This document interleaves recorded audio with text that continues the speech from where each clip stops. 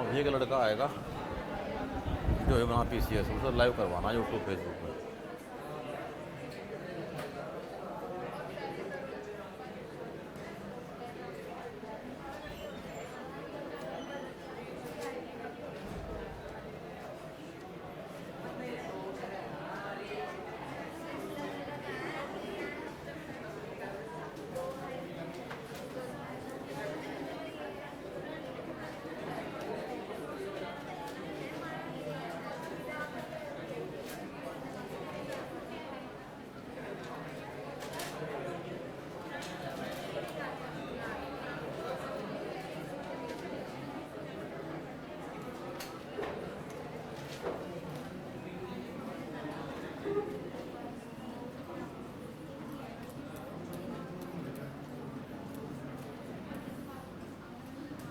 हम पढ़ रहे हैं फिलहाल ये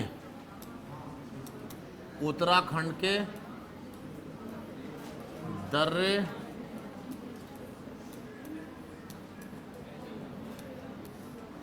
पर्वत शिखर और ग्लेशियर।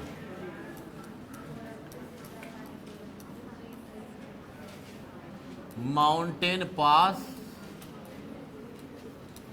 माउंटेन पीक और ग्लेशियर या हिमनद। एक सबको दिया था काम। क्या काम दिया था? क्योंकि अभी बैच भी नया है और अगर आप चाहें तो हैंड टू हैंड एक्स्ट्रा काम शुरू कर सकते हैं कि हर दिन पढ़ेंगे एक स्कीम। तो कुछ लोग तो पढ़ के आगे होंगे जिन्हें अभी कोई एग्ज़ाम देना है, और कुछ लोग कि बाद में पढ़ लेंगे एक साथ, बस ऐसे मिलेंगे। हमने कहा था कि कल पढ़ के आ जाना। क्या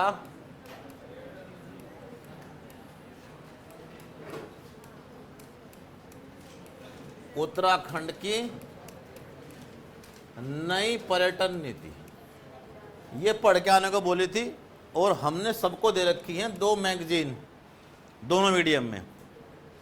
एक उत्तराखंड की वार्षिक करंट अफेयर्स था, वहां सब लिख के दे रखा है।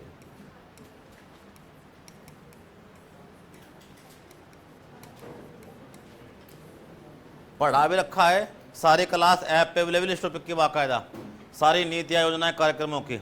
ऐप पे जाओ, वहाँ क्लास कहाँ मिलेगी उत्तराखंड वाले बैच में, उत्तराखंड स्पेशल 2026, और उसमें कहाँ है यही टॉपिक है, Uttarakhand annual current affairs, annual current affairs. ये तो ऐप पे क्लास सारी है। इसकी PDF दे रखी इसी नाम से कि पिछले पूरे साल करंट अफेयर्स, और उसी में पढ़ा रखी हमने उत्तराखंड की सब नीतियाँ। हर दिन पढ़ेंगे एक नीति, क्वेश्चन आंसर करने मेनली पढ़ के तो आपको आना, ठीक।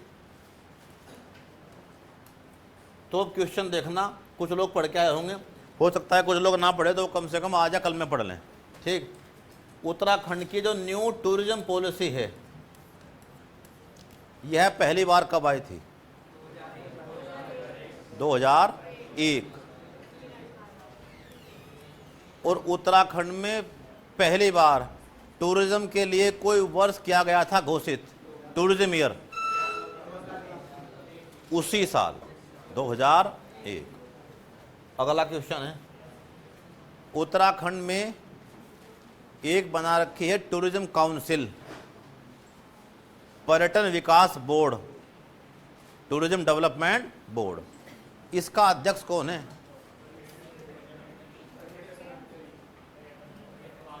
पर्यटन मंत्री, वो कोई भी हो, एक्स ऑफिसियो पदेन, ठीक। ये किस वर्ष बनाई गई थी?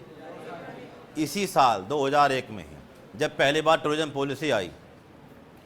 अब क्वेश्चन है, जो वर्तमान टूरिज्म पॉलिसी है उत्तराखंड की, वो आई है 2023 में, और अगले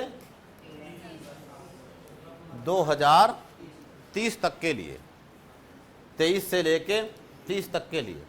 अब इससे कुछ क्वेश्चन है, फिर पढ़ेंगे। टॉपिक हमें पढ़ना उत्तराखंड के ग्लेशियर्स, ठीक। लेकिन कुछ लोग एक्स्ट्रा मेहनत करके बहुत सारे टॉपिक एग्जाम से पहले कर देंगे तैयार, प्री के और मेन के दोनों के। 2023 से 2030 की 7 साल की इस टूरिज्म पॉलिसी में पूरे उत्तराखंड को कितने भाग में बांटा गया? जिससे पूछे वही बताए, सब बताओगे तो जिसे नहीं पता वो बता देगा हाँ इसे भाग बांटा। ठीक,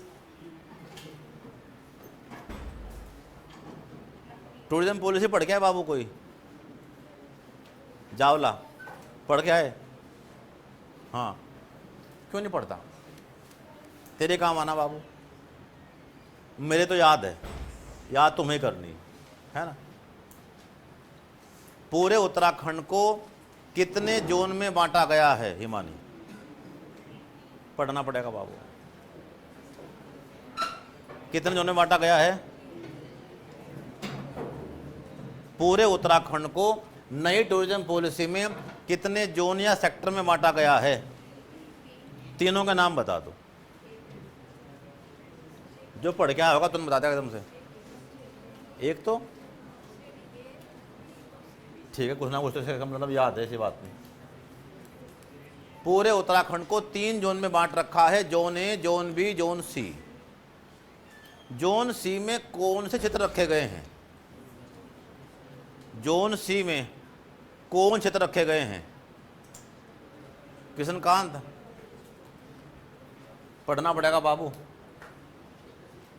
लोग तैयार बैठे मजाक लेने को। आ गया नंबर?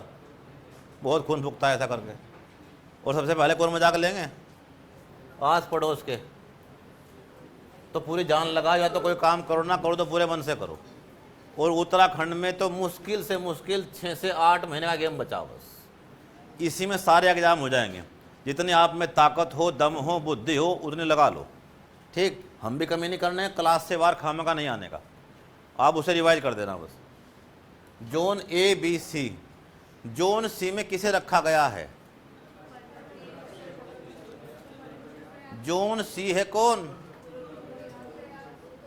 दुर्गम एरिया, बिल्कुल टॉप का। जोन बी में किसे रखा गया है? मध्य हिमालय का क्षेत्र, जो पर्वतीय भाग है। और जोन ए में किसे रखा गया है? जो मैदानी भाग है, हरिद्वार, उधम सिंह। चलो, इस टूरिज्म पॉलिसी में क्या लक्ष्य तय किया गया है? टारगेट क्या है इसका? इसका टारगेट क्या है? क्या टारगेट है इसका? जी रानी।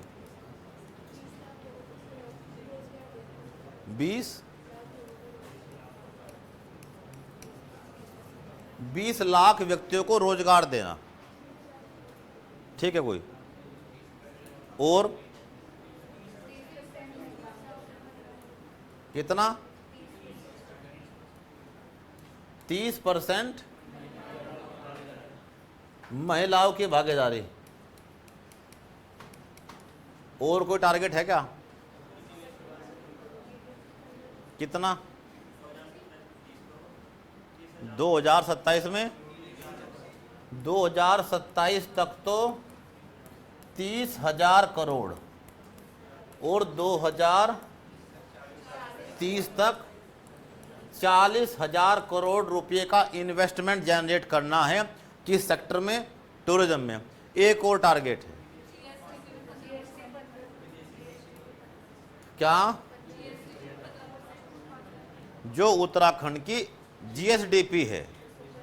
क्या? GSDP, gross state domestic product, राज्य सकल घरेलू उत्पाद।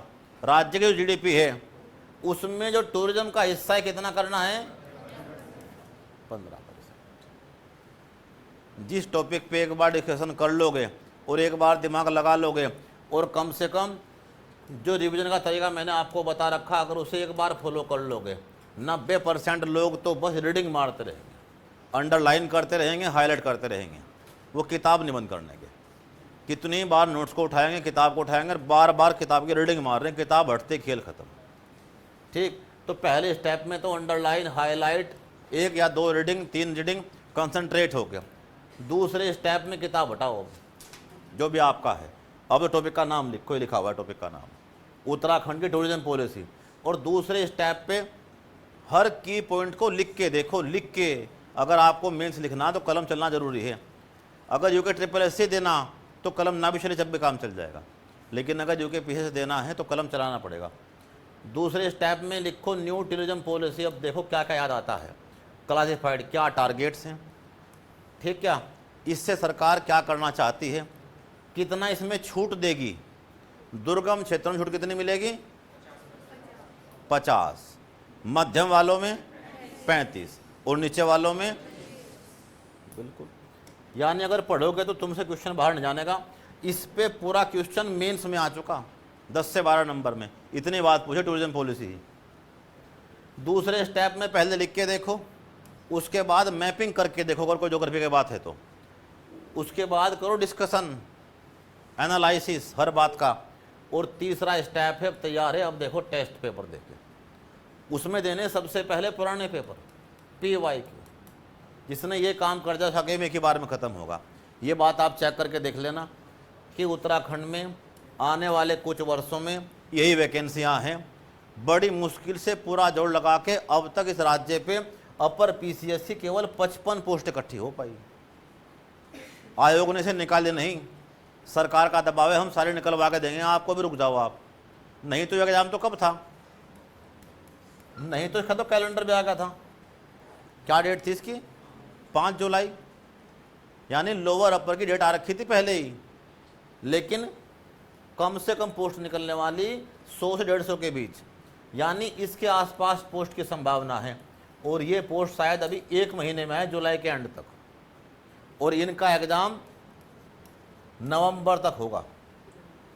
यानी अभी परफेक्ट टाइम है कुछ भी पढ़ने का, लेकिन पढ़ने का डीपली। ये सब रातों रात याद नहीं होने का। रीडिंग तो आप वास्तव में मार देंगे, जिस दिन पढ़ने पे आएंगे 4 दिन में सारा करंट घुमा देंगे, लेकिन वो दिमाग में नहीं रहने का। जब भी एग्जाम में क्वेश्चन आएगा था तो कुछ क्या था इसमें, परफेक्ट याद करने के लिए कम से कम 3-4 बार क्या चाहिए? रिवीजन। और जो पुराने पेपर्स हैं उन्हें कर लो कम से कम 10-15 सवाल जो कि तो मिल जाएंगे बिना किसी डाउट के। उम्मीद है आप ऐसे ही पढ़ते रहेंगे, यह अवसर फिर नहीं मिलने का आपको। New tourism policy, new tourism policy में कुछ क्षेत्रों को 100% तक अनुदान देने की बात कही गई है। 100% तक अगर कोई उसमें निवेश करता है तो। ये 100% का अनुदान कहाँ मिलेगा? रजिस्ट्री करवाओगे फ्री, टैक्सों में फ्री, बिजली व्यवस्था में फ्री। यानी इस रूप में मिलेगा 100% का अनुदान। जो आप पे टैक्स बांटते, अन्य सुविधाएं बैठती, तो वो क्या चीज़ है? Adventure sports. किसके लिए? जितने भी साहसिक खेल हैं, अगर कोई इन क्षेत्रों में निवेश करता है, साहसिक खेलों में, साहसिक गतिविधियों में, एडवेंचरस एक्टिविटीज़, तो क्या मिलेगा आपको? 100% तक का अनुदान। रजिस्ट्री के ऊपर, ठीक क्या, स्टाम्प के ऊपर। तो जिसने अब भी ना पढ़ी हो, न्यू टूरिज्म पॉलिसी पढ़ लेना। हम पढ़ रहे हैं हर दिन एक पॉलिसी। तो किसी की पहली रह गई हो तो मुझे मैसेज करते, मैं उसे नोट्स भेज दूँ। अगर उसे फिर भी ना मिले, या तो वो कोचिंग से ले ले, और मोबाइल से नहीं पढ़ना, प्रिंट आउट निकालो इसका,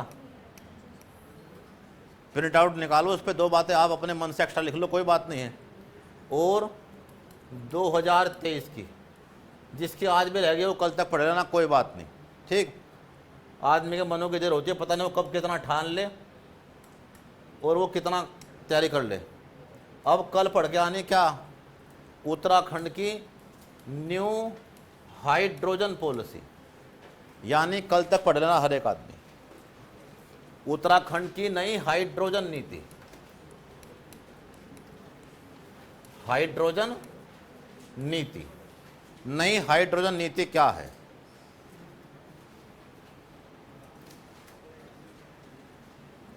और इसके बाद कोई और मेहनत करना चाहता हो तो थर्ड काम जो इससे अगले दिन है, क्या? उत्तराखंड की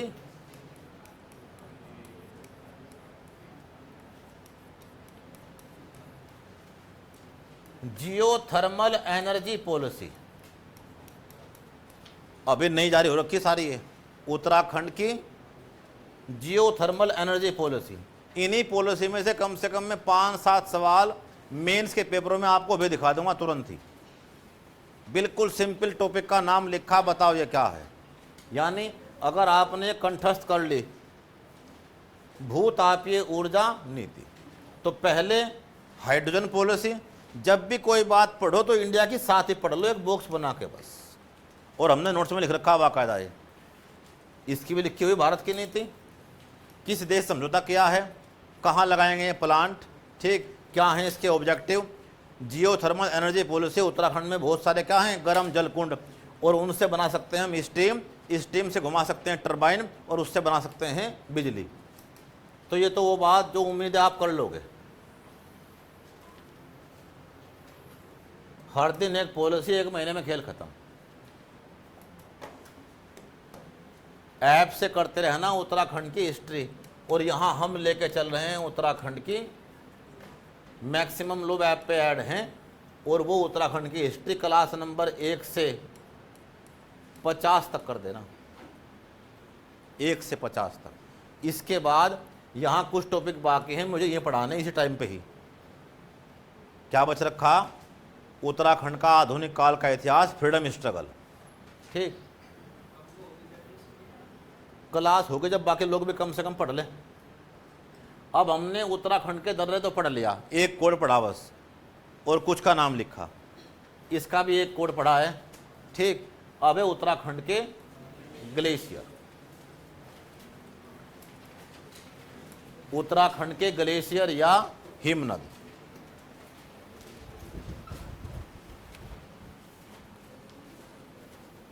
उत्तराखंड ग्लेशियर या हिमनद,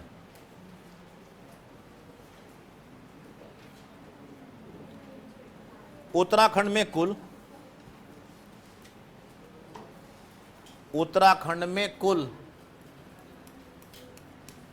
1439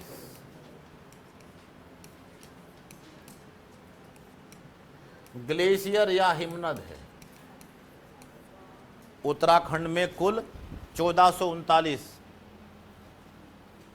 ग्लेशियर या हिमनद है, जिनका कुल क्षेत्रफल 4060 स्क्वायर किलोमीटर है। 4060 स्क्वायर किलोमीटर है, जो उत्तराखंड के कुल क्षेत्रफल का, जो उत्तराखंड के कुल क्षेत्रफल का 5.3% है, जो उत्तराखंड के कुल क्षेत्रफल का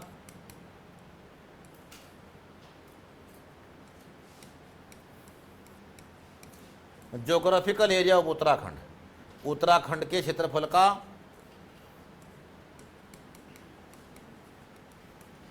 उत्तराखंड के भौगोलिक क्षेत्रफल का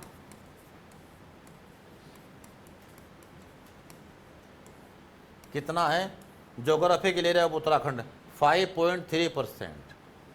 तो कोई गुणा भाग लगाना चाहता हो और थोड़ा दिमाग लगाना चाहता हो, तो उत्तराखंड में 88% भाग तो कैसा है, पर्वतीय, और 12% भाग कैसा है, मैदानी।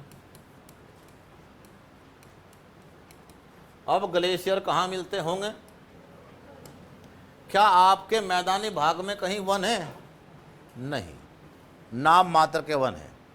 हरिद्वार में और उधमसिंहनगर में बहुत थोड़े वन हैं, वो भी सब कहाँ हैं, शिवालिक के पहाड़ों में। हमारे आसपास कोई वन नहीं है। तो अब ज़्यादातर वन कहाँ हैं, पर्वतीय भाग में। उत्तराखंड में उत्तराखंड सरकार के अनुसार कितना फॉरेस्ट एरिया है, 71.05%। ये कह रही है कौन, उत्तराखंड सरकार। इसमें से 1.5% कहाँ होगा, बस मैदानों में, सारे वनों का, ठीक। बाकी सब कहाँ है, पर्वतों में। अब अभी क्या लिख लिया आपने, ये एक नई बात है। 5.5% यहाँ कौन है, ग्लेशियर। इतने तो यहाँ पे वन है, फॉरेस्ट कवर, और इतने क्या है यहाँ पे, ग्लेशियर या बर्फ की नदी, हिमनद। तो 71 और 5 कितने होते हैं, 76, लगभग बचा 12% के आसपास। इसी 12% में पर्वतों क्षेत्रों के अंदर सारे शहर हैं और सारे गांव हैं और खेती की जमीन है। यानी विकास के सामने सबसे बड़ी चुनौती है क्या? भौगोलिक चुनौती, ज्योग्राफिकल चैलेंज, जिसमें 71% पे तो वन है और 5% पे कौन है? ग्लेशियर। 71 और 5 लगभग 76%। तो 12% क्षेत्र ही विकास गतिविधियों के लिए उपलब्ध है। वनों में तो आप कुछ करने नहीं दे रहे, ठीक, और यहाँ कुछ होना संभव नहीं है, कनेक्टिविटी भी नहीं है। तो इस 12% से राज्य का विकास करना है, बनाने पड़ेगी पॉलिसी हमें।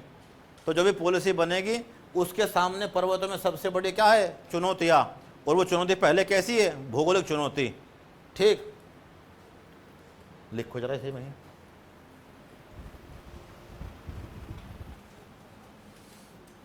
उत्तराखंड में सर्वाधिक ग्लेशियर, उत्तराखंड में सर्वाधिक ग्लेशियर चमोली में है। Maximum number of glaciers. किस जिले में है सर्वाधिक ग्लेशियर? कितने? 713। सर्वाधिक ग्लेशियर चमोली 713। नंबर 2 उत्तरकाशी 412।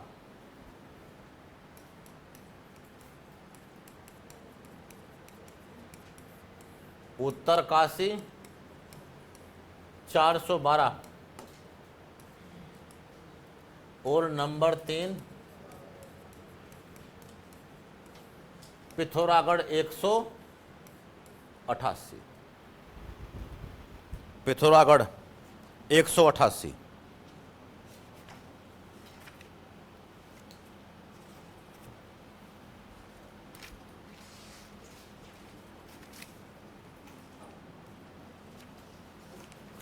ठीक, आगे।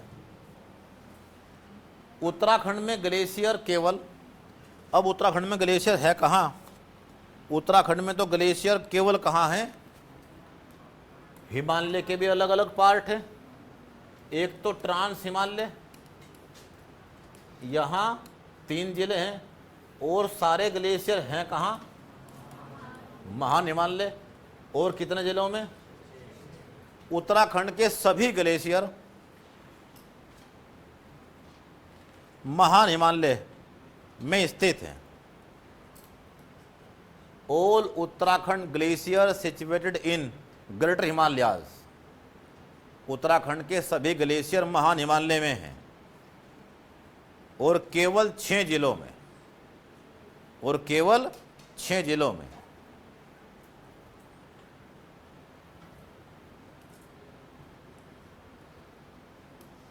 इसीलिए हिमालय को हिमाद्री भी कहा जाता है। Himalaya also known as Himadri, बर्फ का घर, हिमाद्री भी कहा जाता है। सारे महान हिमालय में हैं और 6 जिलों में हैं।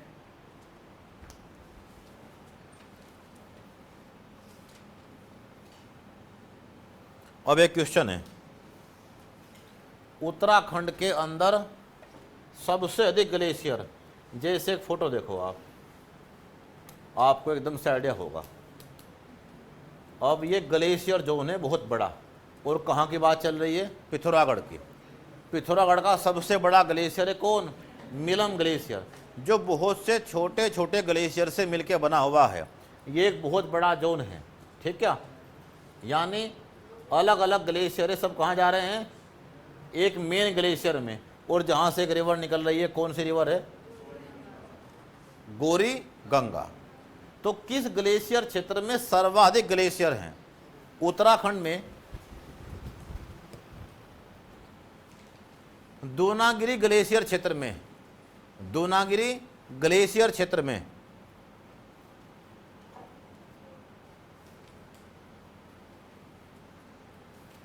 धौली गंगा, धौली गंगा क्षेत्र में सर्वाधिक ग्लेशियर हैं। दूनागिरी क्षेत्र, धौली गंगा क्षेत्र में सर्वाधिक ग्लेशियर हैं। दूनागिरी धौलीगंगा में 500 प्लस ग्लेशियर हैं, 500 प्लस।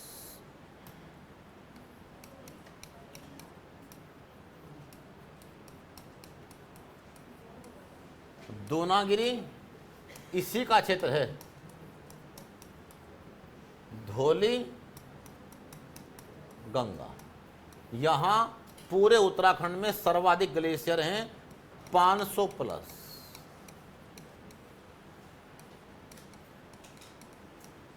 तो उत्तराखंड में कुल कितने ग्लेशियर हैं? किस जिले में कितने ग्लेशियर हैं? उत्तराखंड में कुल कितने ग्लेशियर हैं? कितना इनका एरिया है पूरे का? पूरे उत्तराखंड का कितने % है ये? सर्वाधिक ग्लेशियर कहाँ हैं? और किस प्लेस पे मैक्सिमम नंबर ऑफ ग्लेशियर एक ही जगह हैं? कौन है? दूनागिरी या धौलीगंगा क्षेत्र। ठीक, अब इन्हें बचाने के लिए कुछ चल भी रहा है क्या?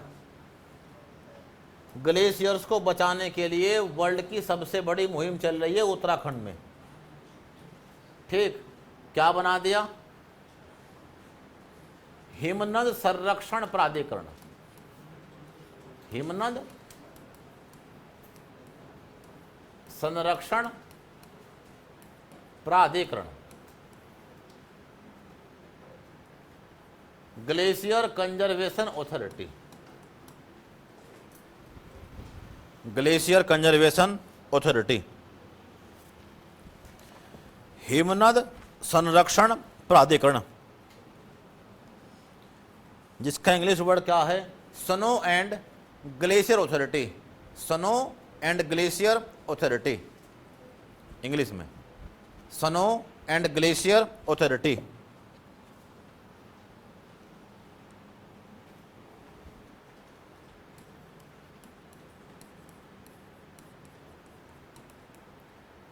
Snow and glacier. तो पूरे वर्ल्ड में ऐसा कोई देश, कोई स्टेट नहीं है जिसने कोई ऐसी अथॉरिटी बना दी हो पूरे वर्ल्ड में। तो पूरे वर्ल्ड में उत्तराखंड पहला गवर्नमेंट स्टेट्स है जिसने बर्फ और ग्लेशियर को बचाने के लिए एक अथॉरिटी बनाई है। कब बनाई है? इसकी स्थापना 14 जून 2010 को की गई है। 14 जून 2010 को की गई है।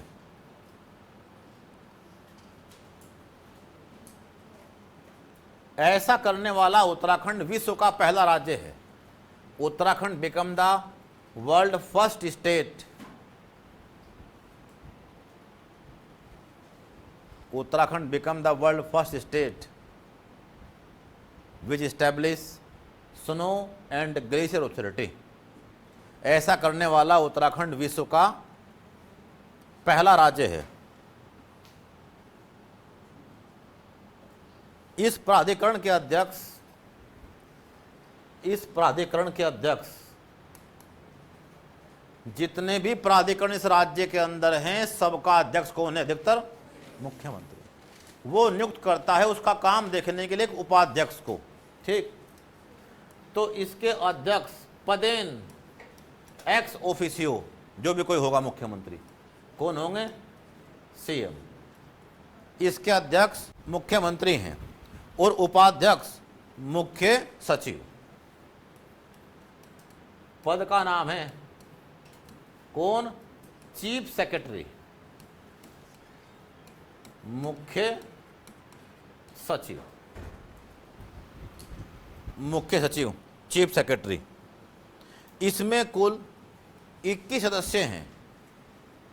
कितने मेंबर बॉडी है?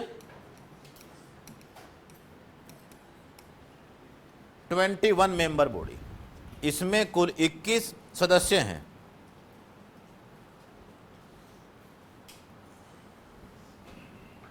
और इसके लिए नोडल एजेंसी किसे बनाया गया है? कोई नोडल एजेंसी जो ये काम देखेगी? USAC.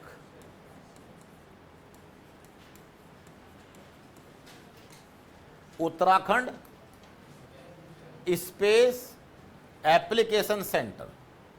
Uttarakhand space application centre, Uttarakhand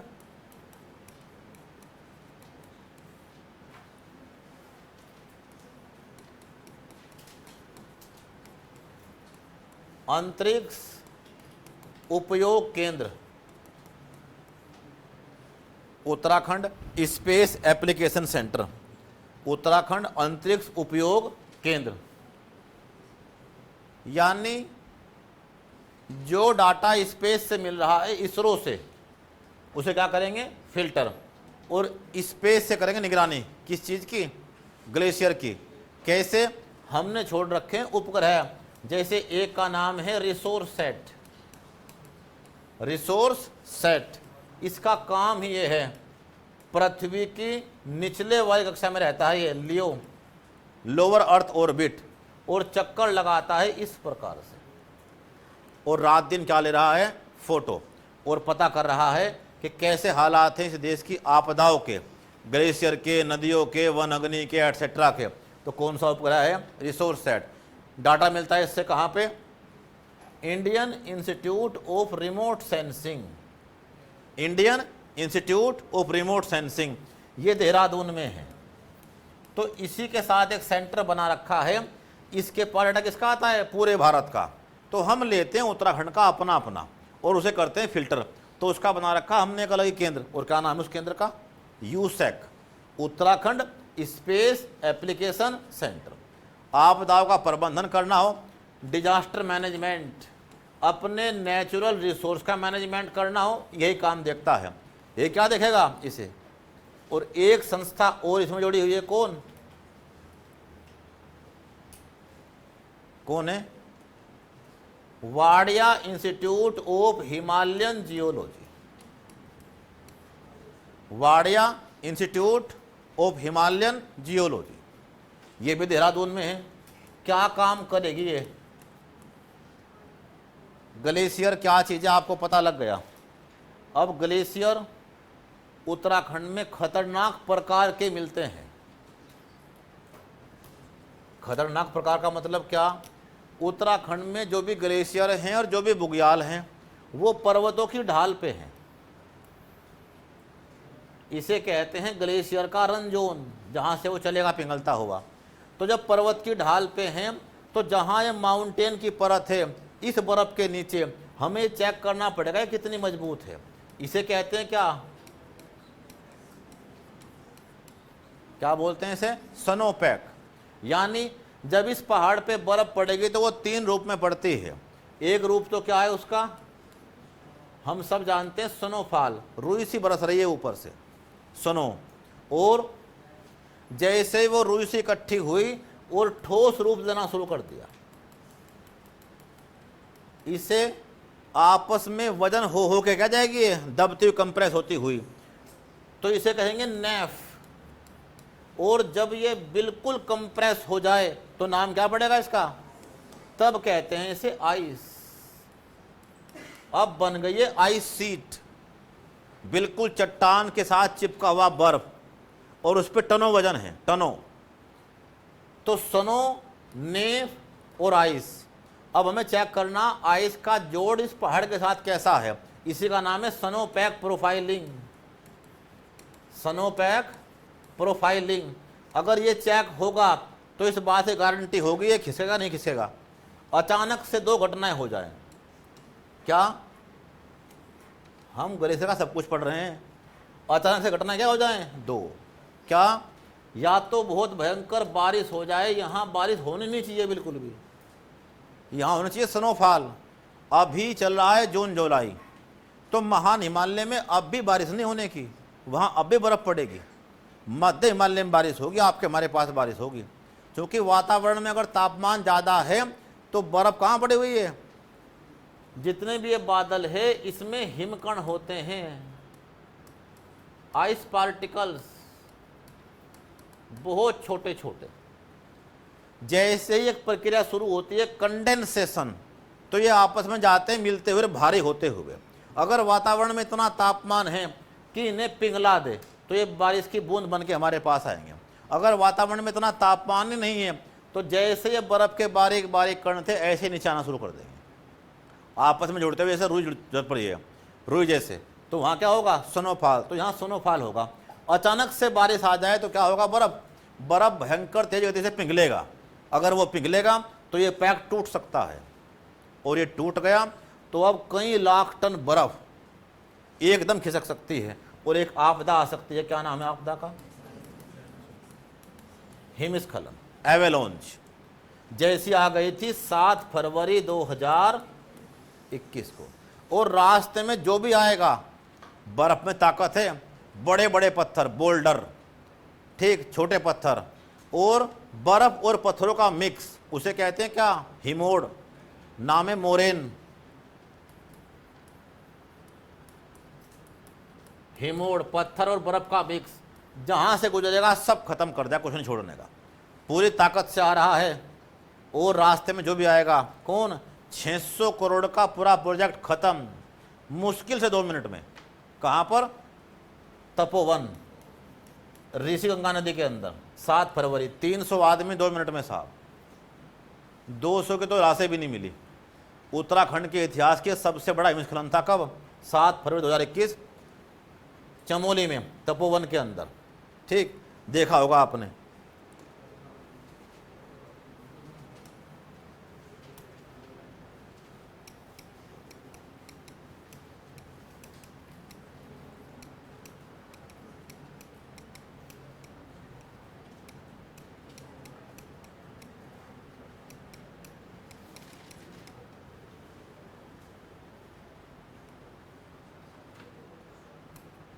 खतरनाक वाला, यानी ऐसी आपदा बहुत भयंकर रूप लेती है।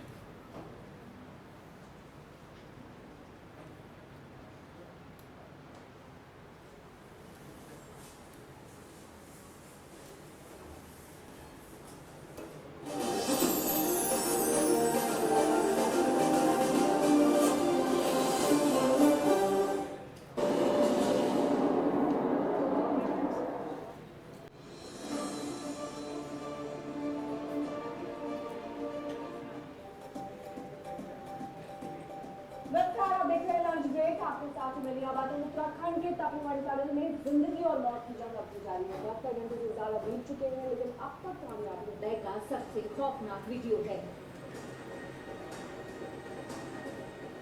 उत्तराखंड के चमोली जिले में 7 फरवरी को लहरों ने कुछ इसी तरह का किया था तांडव।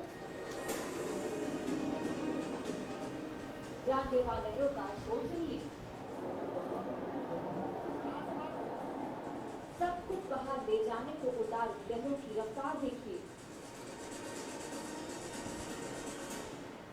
कीचड़ से भरा मटमैला पानी इस रफ्तार से इस बिल्डिंग पे सैकड़ों आदमी हैं और एक नहीं बचा, सब खत्म हो गए इसी में ही। अब तबाही के इस वीडियो को देखिए। ये ऋषि गंगा पावर प्रोजेक्ट का डैम है।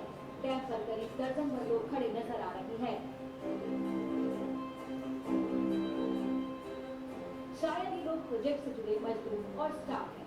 इनकी आंखों के सामने साक्षात मौत तेजी से बढ़ती दिख रही है। जान बचाने को लेकर ये डैम के एक छोर पर जाती है, लेकिन इससे आगे जाना मुश्किल है क्योंकि बिल्डिंग ऊंची है और यहाँ से कूदना खतरे से खाली नहीं। सैलाब के रूप में मौजूद मौत तेजी से आगे बढ़ रही है, लिहाजा लोगों ने दूसरी तरफ जाने का दाव खेला, लेकिन पानी का खतरा जब वहां भी पहुंचा तो लोग जान बचाने के लिए फिर से दूसरी तरफ दौड़ पड़े, लेकिन उनकी ये कोशिश काम नहीं आई। पानी का एक तेज उफान आया और सभी लोगों को बहा ले गया। चमोली में ग्लेशियर फटने से हुई तबाही का सबसे खौफ, यानी आदमी भाग नहीं सकता, इतनी खतरनाक चीज़ है। इसे रोकने के लिए सरकार ने तुरंत एकदम बना पड़ा 2010 से, और केवल कागजों में, कुछ नहीं हुआ इससे। आपदा भी आ गई और 2 आपदा आ गई, एक नहीं, एक आपदा आई 2013 की, केदारनाथ की आपदा। वो भी एक एवेलॉन्च था। केदारनाथ के ऊपर 1 किलोमीटर ऊपर एक ग्लेशियर है और एक ताले चौराबाड़ी, वो फटा और फटते ही 1,60,00,000 लीटर पानी एकदम से 2 मिनट में रन आउट हुआ। और जिसके हाथ में कुछ आ गया और वो पकड़ लिया तो बच गया, नहीं तो बड़े बड़े पत्थर आए। एक बड़े पत्थर ने शुक्र क्या बचा दिया, केदारनाथ का मुख्य मंदिर। उसे वहाँ से आज तक हटाया नहीं, उसी की पूजा कर रहे हैं। भीमशिला, उसने पूरा पानी एकदम कहाँ बांट दिया, 2 हिस्सों में, और मंदिर कहाँ चला गया, ऊपर से होता हुआ, और मुख्य मंदिर बच गया। ठीक। और लेकिन केदारनाथ में और सब में कितने लोग मरे, 10,000 प्लस। कुछ का तो पता नहीं चला कहाँ चले गए, गिनती हमारे पास थी नहीं, तभी से हमने सिस्टम लागू कर दिया क्या कि 4 धाम में कोई भी जाएगा अपना नाम लिखवा के जाएगा, बॉर्डर पे आते ही, श्रीनगर में, देहरादून में, कहीं भी, ताकि सबका रिकॉर्ड हो कि आज कितने लोग वहाँ गए हैं, और जाने वालों की लिस्ट हमारे पास पहले ही हो कि ढूंढना किसे है, हमें पता नहीं चल पा रहा। ठीक। और इसके बाद दूसरे तुमने देखी अभी फिलहाल 2021 में, तो कहाँ हिमनद संरक्षण प्राधिकरण, तो केवल कागजों में रह गई बातें, धरातल पे है ही नहीं। इसमें ये कहा गया था क्या कि जो ये स्नो पैक है इसकी टाइम बाय टाइम क्या करनी पड़ेगी, प्रोफाइलिंग, कि ये कितना मजबूत है, यही तय करेगा कि इस क्षेत्र में से अगर ये कमजोर पड़ चुका है तो अपने आप वे में इसे नीचे लेके आओ, कभी ये एकदम से बस्ट हो और सबको नीचे लेके आ जाए। लेकिन दिक्कत क्या है, इतने दुर्गम एरिया में कौन जाएगा और कौन चेक करेगा, कौन यहाँ ड्रिल करेगा, सैंपल निकालेगा और चेक करेगा कि कितना डेंस बर्फ है और उसकी पकड़ कितनी ज़बरदस्त है। तो यानी संस्थाएं तो हैं लेकिन वो काम इफेक्टिवली नहीं कर पा रही हैं। तो फिर ये काम किसे दिया है कि ठीक है अब ये काम करेंगे हम स्पेस से। कौन, USAC, Uttarakhand space application centre, वहाँ से मैनेज करें क्या, किरणें डाल के पता कर दें कितनी मोटाई है एटसेट्रा सब कुछ, और वहाँ से पता लग सकता है किसका, इनके पिघलने की रफ्तार का। उत्तराखंड में कोई भी ग्लेशियर और कोई भी बुग्याल किस प्रकार का है, अल्पाइन प्रकार का। कैसे बुग्याल होते हैं, अगर कोई बुग्याल पर्वतीय ढालों पर मिलते हैं तो इन्हें कहते हैं अल्पाइन बुग्याल या अल्पाइन ग्लेशियर। तो उत्तराखंड में इसी प्रकार के ग्लेशियर हैं। इनका एक और नाम भी है, हैंगिंग ग्लेशियर, लटकते या झूलते हुए ग्लेशियर, पता नहीं कब खिसक जाएं। अगर साइबेरिया की बात करें तो वहाँ भी ग्लेशियर हैं लेकिन मैदान के ऊपर, वो कहीं नहीं खिसकते, धरती पर बर्फ़ पड़ी हुई है, यहाँ पहाड़ के ऊपर बर्फ़ पड़ी हुई है। ठीक। उत्तराखंड में कौन कौन से ग्लेशियर हैं, कौन सी अथॉरिटी है, ये कैसे काम कर रही है, उत्तराखंड में कुल कितने ग्लेशियर हैं, सर्वाधिक किस जिले में है, इतनी बात तो हमने पढ़ ली। इतनी बात में को डाउट हो तो पूछ लो आप। अब उत्तराखंड के मुख्य ग्लेशियर, उत्तराखंड के मुख्य ग्लेशियर, अब कुछ के नाम और एक कोड, बस। कॉन्सेप्ट की बात हमने पहले ही कर ली।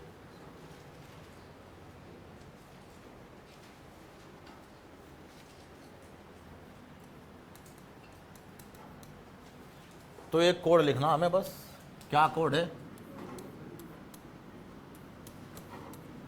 गंगो दूती नामी पोरा, जस्ट नाम का पहला अक्षर है ये, गंगो दूती नामी पोरा, सूपी कमेक्षो,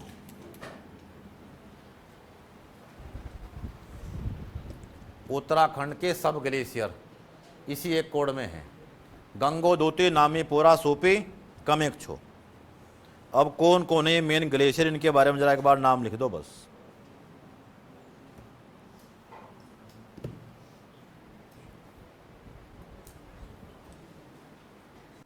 पहले 2 ग्लेशियर, गंगोत्री और गोमुख, गंगोत्री और गोमुख, पहले 2 ग्लेशियर हैं कहाँ, उत्तरकाशी। पूरे उत्तराखंड का सबसे बड़ा ग्लेशियर गोमुख ग्लेशियर या गंगोत्री ग्लेशियर, दोनों इकट्ठा एक ही नाम है, इकट्ठे बोले जाते हैं, पूरा एक जोन है।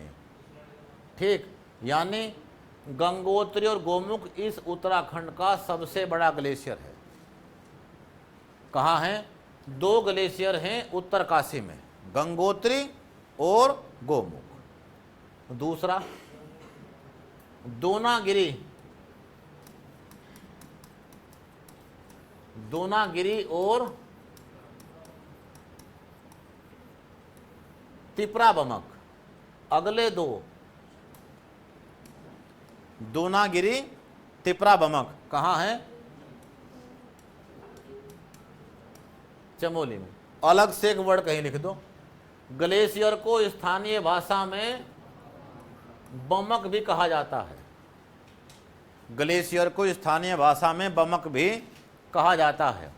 दोनागिरी, तिपराबमक, चमोली, अगले चारों कहाँ हैं? अगले चार का नाम नामिक, मिलम,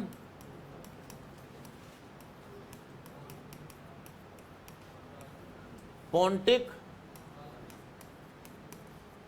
और रालम। ये चारों कहाँ हैं?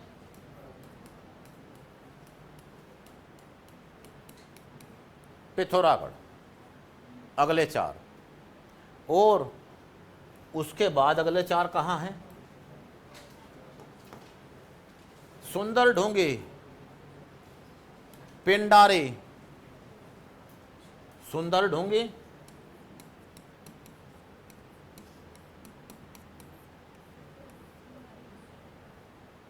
सुंदर ढूंगी। ढूंगी को पर्वतीय भाषा में बड़े बड़े पत्थर कहा जाता है।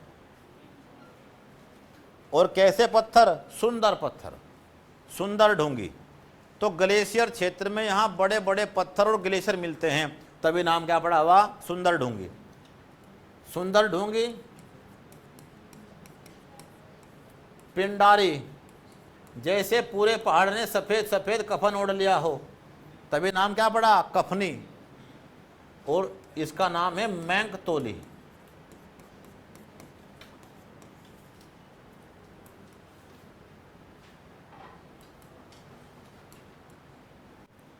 सुंदर ढूंगी, पिंडारी, कफनी, मैंकतोली, चारों बागेश्वर। कहाँ है? बागेश्वर। इसके बाद खतलिंग। उत्तराखंड में झूलते ग्लेशियर तो बहुत है, लेकिन सबसे भयंकर झूलने वाला, जैसे लगा हुआ हो मधुमक्खी का छत्ता, इस टाइप का, कौन है? खतलिंग ग्लेशियर। पूरी पहाड़ के अंदर बहुत बड़े ढाल पे। खतलिंग ग्लेशियर कहाँ है? टिहरी। ब्रैकेट में एक वर्ड लिख लो। यहीं से निकलती है एक नदी, कौन है? भिलंगना नदी। खतलिंग ग्लेशियर टिहरी। और चोराबाड़ी, चोराबाड़ी कहाँ है? केदारनाथ धाम के 1 किलोमीटर उत्तर पश्चिम में। केदारनाथ धाम के 1 किलोमीटर उत्तर पश्चिम में कौन है? रुद्रप्रयाग में। इसी के नीचे केदारनाथ है। और यहां से नदी निकलती है, कौन सी? मंदाकिनी। इतनी बात तो हमने पकड़ ली, कोई बड़ी बात नहीं सुनी। गंगो दोते नामी पोरा सूपी कमेक्चो। उत्तराखंड के ग्लेशियर जिलेवार 2, 2, 4, 4। उत्तराखंड के सारे ग्लेशियर मुख्य रूप से 6 जिलों में हैं, और यहाँ 6 से जिलों का नाम नहीं आया। ठीक, उत्तरकाशी, चमोली, पिथौरागढ़, बागेश्वर, 4, 5, 6। अब इनसे अलग भी कुछ ग्लेशियर जानों का नाम लिखो एक बार आप।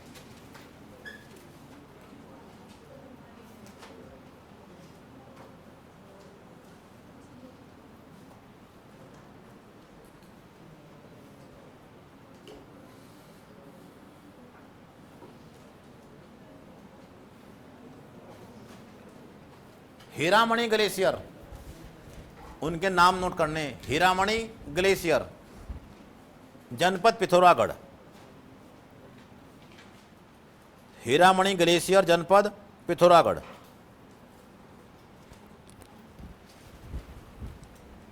जनपद पिथौरागढ़, हीरामणि।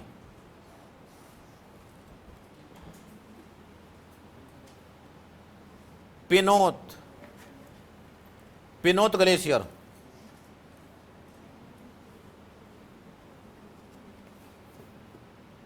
पिथौरागढ़। पिनोत नाम बस only, Pinot Pithoragarh. Sukhram, Sukhram glacier, Bageshwar. Sukhram, Sukhram glacier, Bageshwar.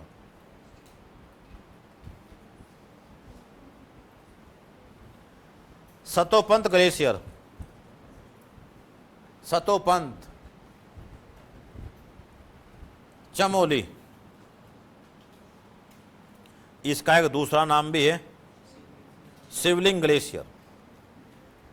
Satopanth वही ग्लेशियर है जहां से कौन निकलती है? इस सतोपंत ग्लेशियर के बिल्कुल नीचे है त्रिभुज के आकार की एक झील। कौन सी झील है? सतोपंत नाम की ही झील, सतोपंत नाम का ही ग्लेशियर, और यहीं से निकलती है कौन नदी? ब्रैकेट में लिख दो कहीं, यहीं से अलकनंदा नदी निकलती है, चमोली में।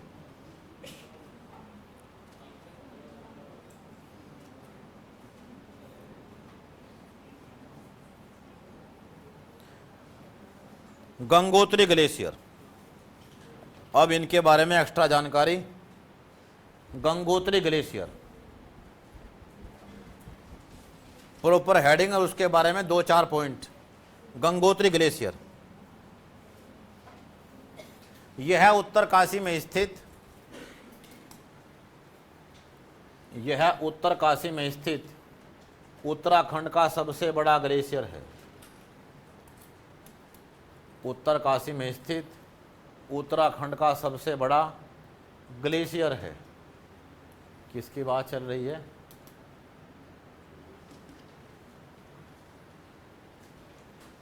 ये उसी का पार्ट है। यही है गाय के आकार का एक मुंह, ठीक, गोमुख लिखो। उत्तराखंड का सबसे बड़ा ग्लेशियर है। इसकी लंबाई 30 किलोमीटर है, यानी बहुत बड़े एरिया के अंदर फैला हुआ है। इसकी लंबाई 30 किलोमीटर है और चौड़ाई 2 किलोमीटर है। इसकी लंबाई 30 किलोमीटर है और चौड़ाई 2 किलोमीटर है।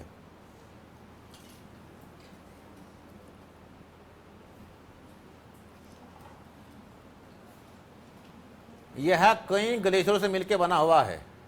यह कई ग्लेशियरों से मिलकर बना हुआ है। तो 5-6 मेन ग्लेशियर हैं,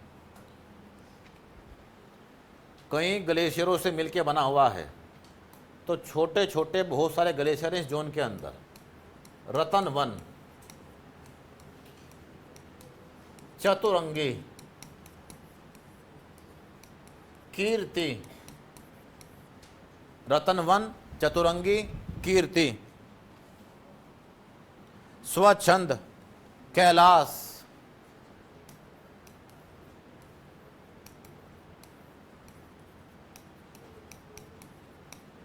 स्वच्छंद, कैलाश, स्वच्छंद, कैलाश,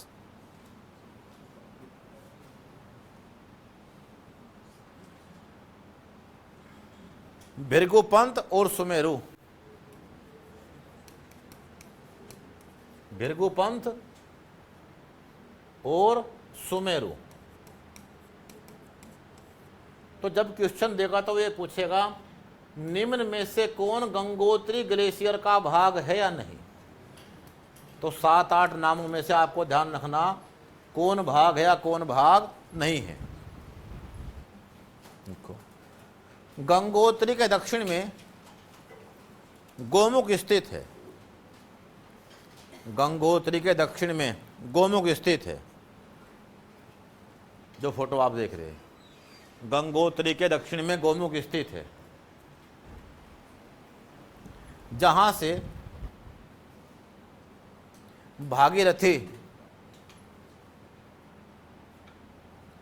भागीरथी निकलती है, यानी गंगा निकलती है, उसका नाम वहां क्या है? भागीरथी निकलती है, भागीरथी नदी निकलती है।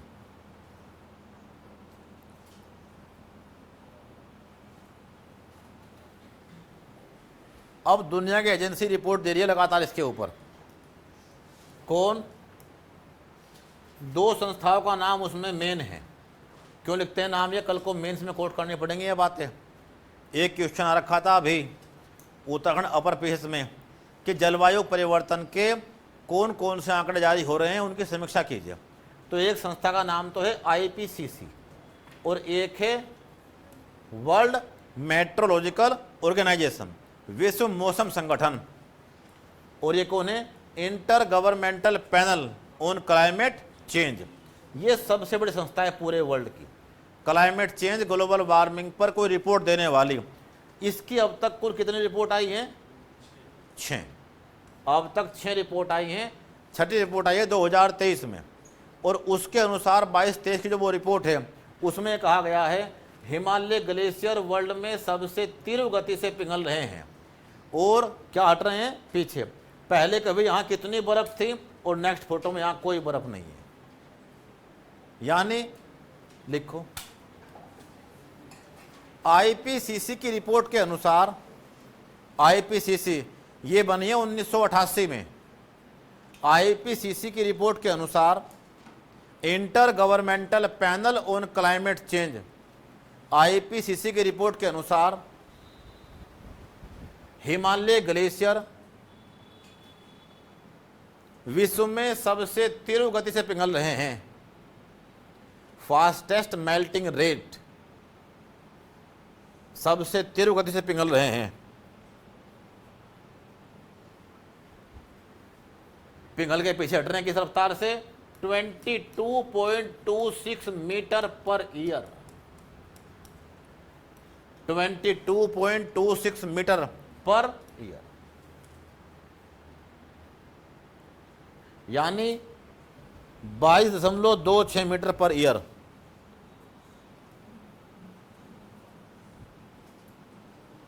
और एक अनुमान के अनुसार, and according to the estimations, और अनुमान के अनुसार गंगोत्री ग्लेशियर 300 वर्षों में विलुप्त हो जाएगा, यानी कुछ नहीं बचने का। गंगोत्री ग्लेशियर 300 वर्षों में विलुप्त हो जाएगा। It become extinct in next 300 years, 300 वर्षों में विलुप्त हो जाएगा।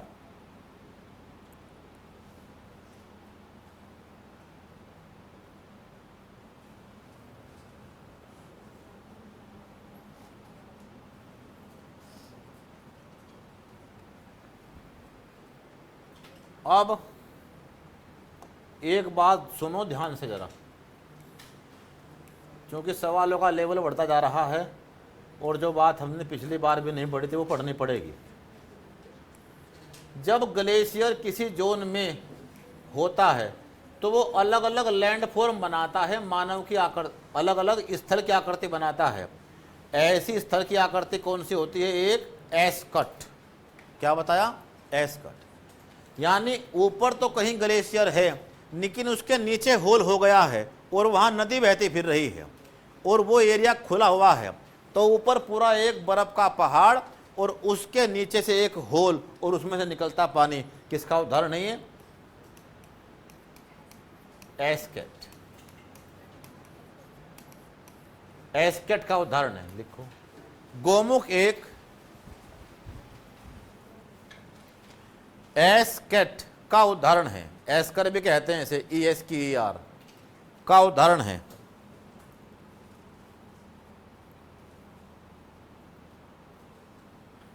जो खोखली सुरंग जैसा होता है,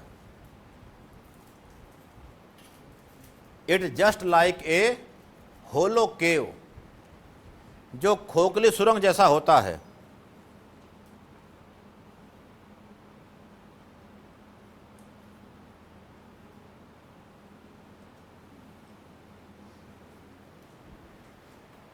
सबको भूल जाना, लेकिन दो को ध्यान रखना है, 7 में से रतनवन और चतुरंगी।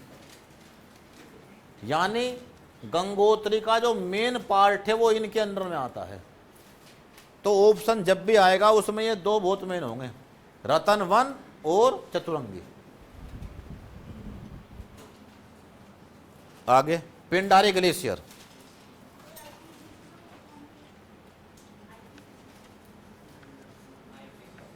आईपीसीसी की फुल फॉर्म में inter governmental panel on climate change. जलवायु परिवर्तन पर अंतर सरकारी दल, जलवायु परिवर्तन पर अंतर सरकारी दल।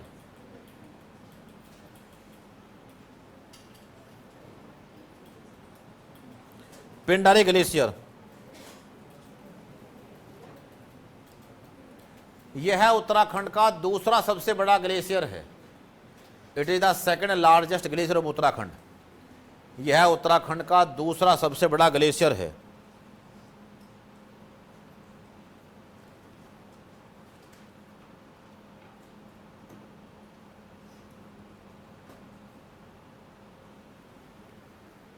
अब आजकल वो सवाल ऐसे ही पूछ रहा है भूगोल की मैपिंग करवा के आपसे कि पिंडारी ग्लेशियर किस पर्वत के पश्चिम में स्थित है। अब ऐसा है 3 जिलों के अंदर फैला हुआ पर्वत, ये पिथौरागढ़ में है, बागेश्वर में है और चमोली में है। चमोली, पिथौरागढ़ और बागेश्वर। एक पर्वत है उसके पश्चिम में, कौन सा पर्वत है? उत्तराखंड का दूसरा सबसे बड़ा ग्लेशियर पिंडारी किस पर्वत के पश्चिम में स्थित है? यह नंदाकोट पर्वत के पश्चिम में स्थित है।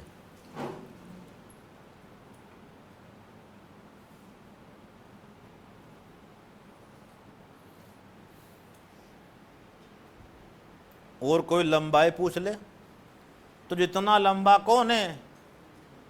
गंगोत्री, बिल्कुल उतना ये है। यह है 30 किलोमीटर लंबा और चौड़ाई कितनी है? 285। चौड़ाई क्या थी उसकी? ज़्यादा, 2 किलोमीटर। कितनी इसकी? मात्र 285, लेकिन लंबाई उतनी है और चौड़ाई 285 मीटर है। चौड़ाई 285 मीटर है।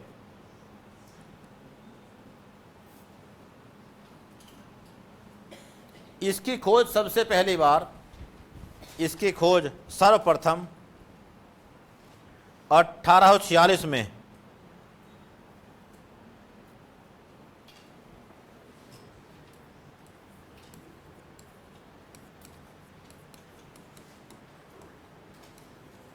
मिस्टर मडेन ने की थी, जिसे हिंदी में मदेन भी कहते हैं। मिस्टर मडेन ने की थी।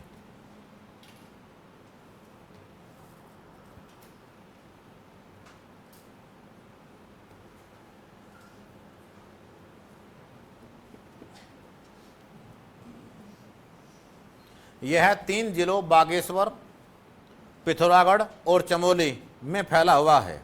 It spread over 3 district. Bageshwar, Pithoragarh, Chamoli में फैला हुआ है। आएगा भाई वो? नहीं बचे तो यहीं बैठने पाने के फिर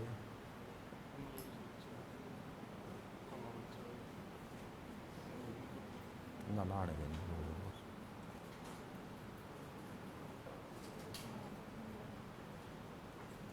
मुकुल को बुला कर क्लास रेडी कर लेना मेरा।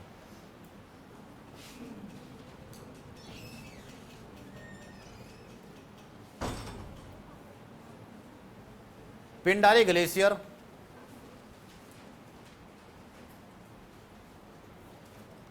त्रिशूली और नंदा देवी के दक्षिण में स्थित है। इसके पश्चिम में और ऊपर कौन है? नंदा देवी और त्रिशूली। नंदा देवी और त्रिशूली के दक्षिण में स्थित है। यहीं से पिंडर नदी निकलती है। कौन सी नदी है? यहीं से पिंडर नदी निकलती है, जो एक इस प्रकार की नदी है। ऐसा पहाड़ों में केवल चमत्कार रूप में दिखता है। कैसी नदी? जो उल्टे पहाड़ों जा रही है। गढ़वाल की एकमात्र नदी जो उल्टी बहती है। कहाँ जाती है? ऊपर की ओर को, उल्टी बहने वाली नदी। गढ़वाल की उल्टी बहने वाली नदी। सब तो बहती हैं उत्तर से दक्षिण की ओर, और ये कहाँ जाती है? दक्षिण से उत्तर की ओर, यानी साउथ से कहाँ जाएगी? नॉर्थ की ओर। और ऊपर जाते हुए इसमें कौन मिलेगी आके? गढ़वाल की मेन नदियों में से एक कौन? अलकनंदा। यानी और यहीं पर कर्ण ने तपस्या की थी। कौन सी जगह पड़ती है? कर्ण प्रयाग। तपस्या किससे की थी? यहीं पर पांडु रहते थे, पांडुकेश्वर में, अपनी दो पत्नियों कुंती और माद्री के साथ में। और कुंती का एक पुत्र हुआ भगवान सूर्य से, उसका नाम हुआ क्या? कर्ण। और कर्ण ने यही तपस्या की। किसकी? अपने पापा की। कौन? भगवान सूर्य की। और उनसे क्या लिए? ऑटोमेटिक हथियार। कौन से? कि जब तक ये इसके पास होंगे इससे कोई बाण भेद ही नहीं सकता। इन्हें कौन मांग के ले गई? कर्ण की मम्मी। जब मम्मी मांगने आ गए तो कोई बात नहीं, तुम तो ले जाओ। फिर जब मम्मी नहीं चाहती हम जी जाएं, ठीक है। और अगले दिन कौन मारा गया? कर्ण, अर्जुन के हाथों। ठीक, यानी इसी कर्ण प्रयाग में ये वही स्थान है जहां कर्ण की मृत्यु के बाद श्री कृष्ण ने कर्ण का अंतिम संस्कार किया था। पूरे भारत में कर्ण के कोई मंदिर नहीं है छोड़ के देहरादून चक्राता को या इस प्लेस को। यानी दुर्योधन, दुशासन, इनके मंदिर भी कहाँ हैं? चक्राता में। क्योंकि यहाँ कौरवों के क्या रहते हैं? वंशज, उन्हें पूजते हैं। भले वो क्या करे बैठे हो, कितने कांड। तो यहाँ दूसरा कौन है? ऐसा मंदिर किसका है? कर्ण का। जहां कर्ण प्रयाग है आज, इस संगम पे ही मंदिर है किसका? कर्ण का। जहां कर्ण का अंतिम संस्कार हुआ वहीं उसने तपस्या की। ठीक, और वहीं जन्म होके इस नदी में से निकाले किसने पालन पोषण किया? एक अन्य व्यक्ति ने, कर्ण का। ठीक, किसकी बात चल रही? पिंडारी की। अबे तुम्हारे लिए एक समाचार है। हमारे पास से ही एक आदमी का और नंबर आया जो खुद मेहनत कर रहा था और हमारे पास का रहने वाला है, हमारे संपर्क में है काफ़ी समय से। लेकिन हर एक आदमी की अपनी मेहनत है। और अभी बना है मुनि सैनी, PCS, उसी पद पे जिस पे हमारी क्लास की लड़की बनी है। क्या? ब्लॉक एजुकेशन ऑफिसर या डिप्टी एजुकेशन ऑफिसर। ठीक, तो कल पढ़ते हैं। इससे आगे 5 मिनट तुम रेस्ट ले लो, उससे बात करते हैं। तुम्हारे मन में कोई सवाल है पूछो। ऐसे लोग कम मिलेंगे जो आपके ऐसे प्रश्नों के उत्तर दे दें कि कितने घंटे पढ़ के मेरा नंबर आ जाए, मैं क्या पढ़ लूँ, एटसेट्रा। तो तुम इतना कॉपी बंद कर लो और उससे क्वेश्चन आंसर करना। कर दे बंद कोई।